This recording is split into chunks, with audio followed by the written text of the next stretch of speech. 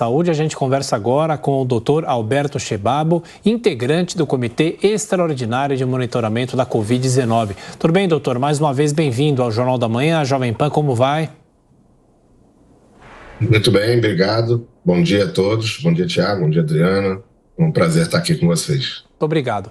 Bom, doutor, a gente sabe que nós já temos algumas variantes da Omicron e como que a gente tem que entender essa informação, esse alerta que foi feito pela Fiocruz? Podem ser derivações mais agressivas ou não, apenas mais transmissíveis? Que momento é esse em que o mundo ainda vive a pandemia?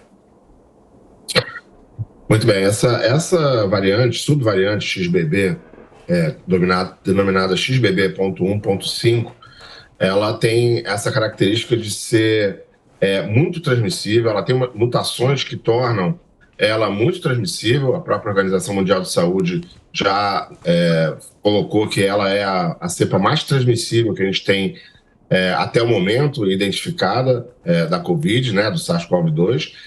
E, ao mesmo tempo, essas mutações conferem a ela uma coisa que a gente chama de escape imune, a capacidade de se evadir ou de escapar dos anticorpos gerados tanto pela vacina quanto pela infecção natural. Ou seja, ela alia duas características que são muito importantes, né? Uma maior transmissibilidade associada a um maior escape imune. E isso traz uma preocupação em relação ao risco de uma nova onda ser causada por essa variante. Porém, até o momento, nos locais onde ela circula e onde ela está causando um grande número de casos, a gente não tem visto um aumento de gravidade naqueles que têm esquema vacinal completo, ou seja, ela se comporta como as variantes anteriores, das subvariantes anteriores da Omicron, né, que todas elas atualmente que circulam são subvariantes da Omicron, aquela que a gente isolou primeiramente aqui no Brasil em finalzinho de dezembro, início de janeiro do ano passado,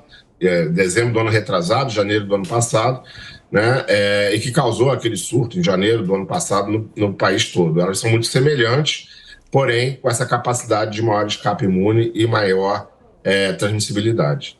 Pergunta agora do deputado Coronel Tadeu.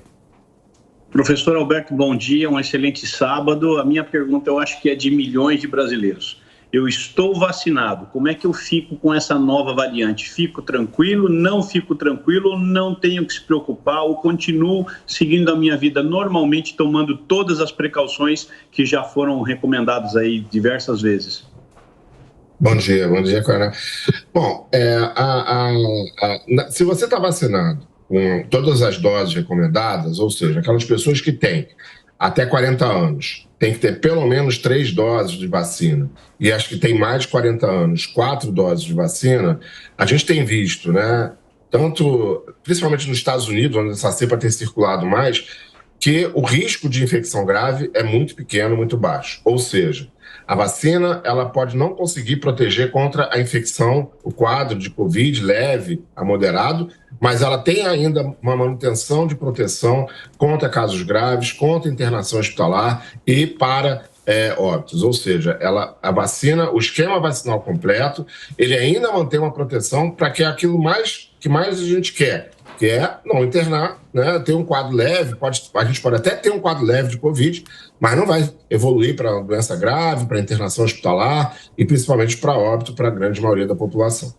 Agora, aquelas pessoas que ainda têm um esquema incompleto, que só tem 2 doses, por exemplo, e não tem a dose de reforço, essas pessoas devem procurar imediatamente o posto de saúde, porque realmente elas têm um maior risco de evolução para doença grave. Isso tem sido demonstrado.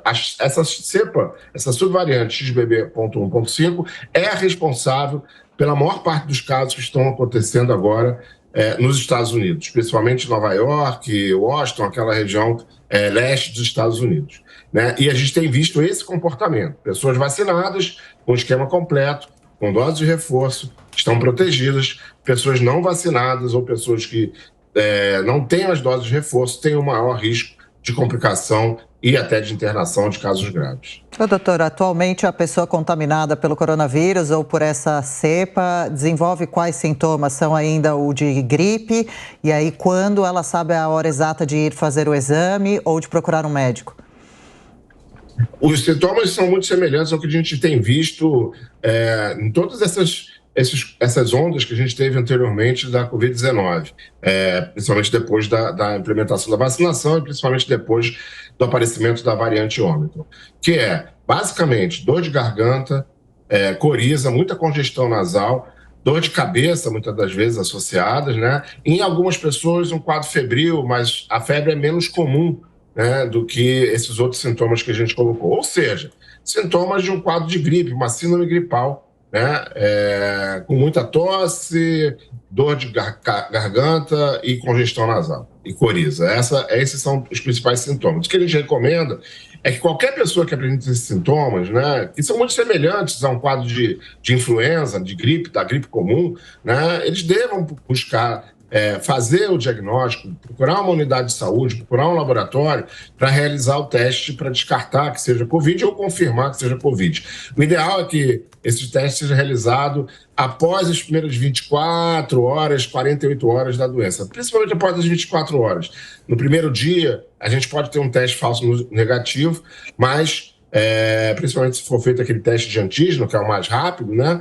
Mas depois do segundo dia, esse teste, se for Covid, vai dar positivo e vai confirmar a infecção. Doutor Alberto, qual que é a recomendação a partir de agora em relação às vacinas? Quem tem todas as vacinas já tomadas, com 4 doses, como o senhor citou, por exemplo, qual que deve ser a probabilidade de tomar uma nova dose? Ou nós teremos que esperar as vacinas atualizadas para as cepas da Ômicron? O que o senhor acha que vai acontecer a partir de agora? A gente já, a partir desse mês, provavelmente, né, as vacinas já estão chegando, as bivalentes, as novas bivalentes, né, elas já estão chegando, já estão sendo entregues para o Ministério da Saúde e provavelmente agora, nessa segunda quinzena, já vão ser liberadas para os municípios, estados e municípios iniciarem a vacinação. Então, aquela população que já tem as doses de reforço corretas, né, elas podem esperar, principalmente aqueles que têm mais de 60 anos, que vão ser os primeiros a se vacinar, e os imunossuprimidos, os imunodeprimidos, que têm alguma doença que leva à imunossupressão, vão ser os primeiros a se vacinarem com essas novas vacinas bivalentes. Para esses, eu recomendo aguardar, né, a chegada da bivalente, que deve acontecer nos próximos dias, para já realizar a dose de reforço com essa vacina, que nos Estados Unidos, onde já se está utilizando desde o finalzinho do ano passado, setembro, outubro do ano passado, ela começou a ser utilizada nos Estados Unidos, a gente tem dados já importantes mostrando uma maior capacidade de proteção quando comparada com a vacina original, com a vacina que só tem uma cepa, que é a cepa original.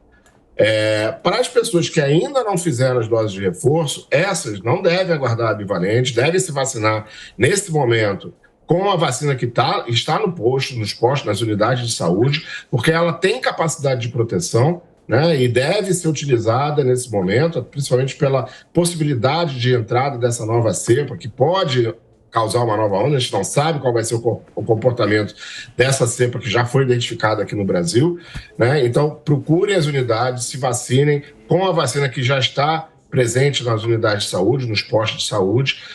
Não precisa aguardar a vacina bivalente e depois de 4 meses vão poder também realizar a bivalente sem problema nenhum e manter o seu nível de proteção. E para finalizar, doutor, qual o balanço? Os brasileiros aderiram bem ao esquema vacinal, as crianças e os idosos também? A gente tem uma distribuição irregular, né, de vacinação no Brasil. A gente tem alguns estados e municípios que têm um esquema vacinal, a maior parte da população tem um esquema vacinal bastante bom, né, com uma cobertura muito boa.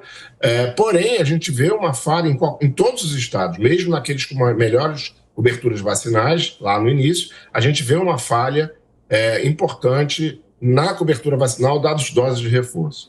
Então, há uma queda dessa cobertura vacinal de doses de reforço, mesmo nos estados com maior cobertura vacinal, como Rio de Janeiro, São Paulo, municípios como Rio de Janeiro, São Paulo e outros, né, Campinas, a gente vê uma cobertura vacinal baixa ainda, né, em torno de 50%, 60% só da população com dose de reforço, e quando a gente olha o país como um todo, a gente chega a números baixos, como 40% só da população com dose de reforço.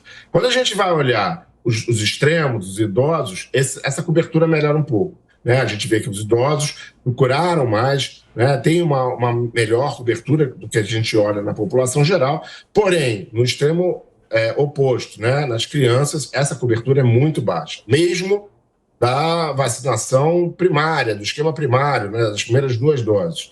Já a partir desse mês, há uma recomendação de que crianças acima de 5 anos também façam a dose de reforço. A gente ainda tem uma baixa cobertura do esquema primário e uma cobertura ainda muito baixa, muito baixa, do esquema da dose de reforço. Então, é preciso que os pais se conscientizem que a gente deve levar as crianças aos postos para fazer a vacinação, para complementar o esquema vacinal para a Covid-19, para que a gente tenha uma proteção plena também nessa faixa etária. Doutor Alberto Chebab, mais uma vez, muito obrigado por atender a Jovem Pan. Um bom fim de semana, até a próxima, um abraço. Um abraço, até logo, bom fim de semana. Obrigada, igualmente.